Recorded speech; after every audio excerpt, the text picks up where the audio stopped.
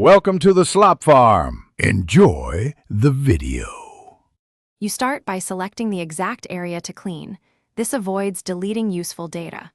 Click a cell in the block that contains the blank rows, then press Ctrl plus Shift plus End to extend to the last used cell so you include hidden blanks. Once done, make sure the header row stays selected if you need to keep it.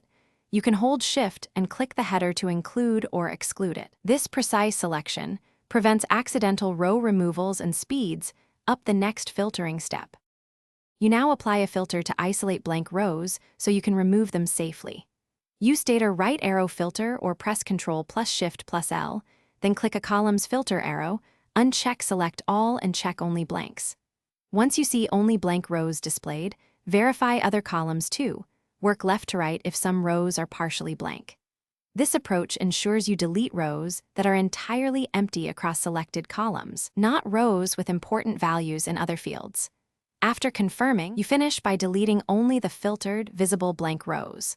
Select those visible row numbers on the left, right-click and choose Delete Row. Excel removes them while keeping filtered-out data intact. Once deleted, clear the filter to see the full dataset and confirm everything looks right. If something went wrong, press Ctrl plus Z immediately to undo. Tip: if blanks reappear, check for invisible characters or formulas returning empty strings. Use trim or equals len cell to detect non-visible content before deleting.